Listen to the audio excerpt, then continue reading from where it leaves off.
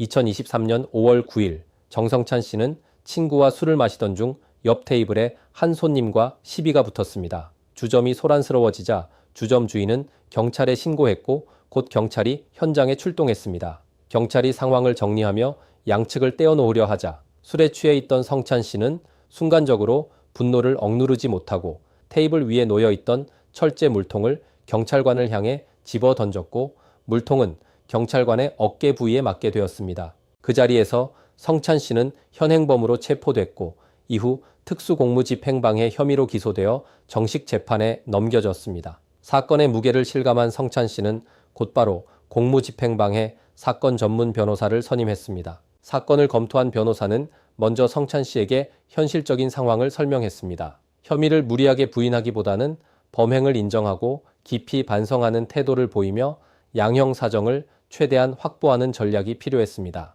무엇보다 중요한 것은 피해 회복의 노력과 재판부가 선처를 고려할 수 있는 자료들을 체계적으로 준비하는 것이었습니다. 이에 변호사는 신속히 반성문과 함께 가족들의 탄원서, 직장 동료들의 의견서를 준비하여 피고인이 평소 성실하게 사회생활을 해왔다는 점과 재범 가능성이 낮다는 점을 객관적인 자료로 정리했습니다. 동시에 피해 경찰관에게 사과의 뜻을 전달하고 피해 회복 의사를 밝히며 형사공탁도 진행했습니다. 피해자와 직접적인 합의가 쉽지 않은 상황에서도 공탁을 통해 책임을 인정하고 피해 회복 의지를 보여주었습니다. 변호사는 사건이 계획된 범행이 아니라 술자리에서 발생한 우발적 사건이라는 점과 피고인이 사건 이후 깊이 반성하고 재발 방지를 위해 노력하고 있다는 점을 변호인 의견서로 설명했습니다. 그 결과 2023년 11월 10일 의정부 지방법원은 피고인이